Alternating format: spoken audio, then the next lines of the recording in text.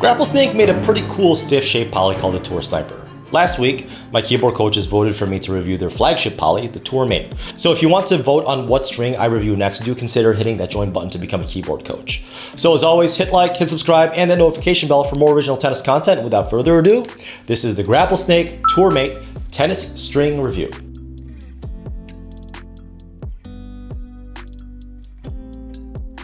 This name is stylized this way because it is an 8-sided poly, which means it's basically round.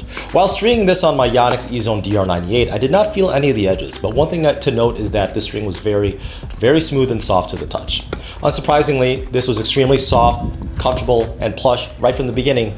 No break-in period was required on the tennis court. This top spin potential was also absolutely fantastic, especially for being an 8-sided tennis string. Way more topspin potential than any of the other overpriced pieces of shit brand name that are 8-sided polys that shall not be named. Am I right, Bablot? Even the mishits felt pretty good with this string. Honestly, this might be the most comfortable poly I've ever play tested so far. And yes, more comfortable than the Yonex Poly Tour Pro. The slices, both offensive and defensive, were also fantastic with this string. Each slice ball stayed low over the net when I asked it to, and the defensive and neutralizing floated high and deep near to the baseline without flying out. Even the flatter shots, like approach shots, were perfect with the string. The only negative I have on the string is that from the baseline, I personally thought it had a little bit too much power for the first 2 hours for some reason.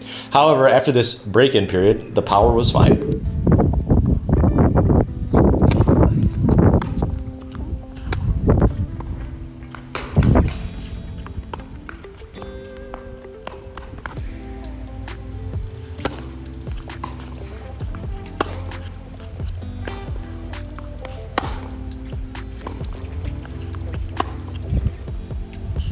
Just like most round polys, this string was fantastic at the net. No qualms here. The power and directional control of the strings at the net receives top marks from me.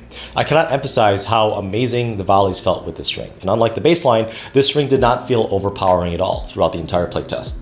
If you love being at the net, seriously, try the string out.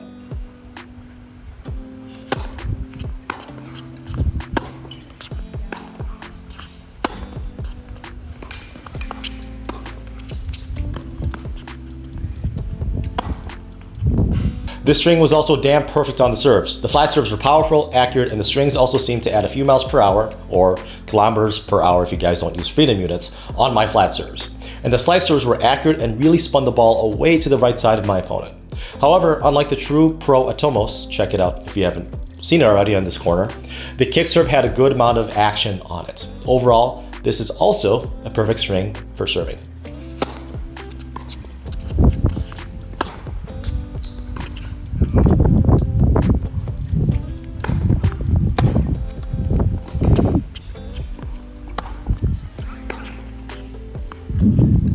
Well folks, this is it. To me, this is a perfect poly. The only flaw I can see is that it is priced at around $15. If this was priced at $12, I think I would buy about 10 reels of this immediately. But in all honesty, 15 bucks per packet still isn't too bad for the amount of awesomeness you get from this string.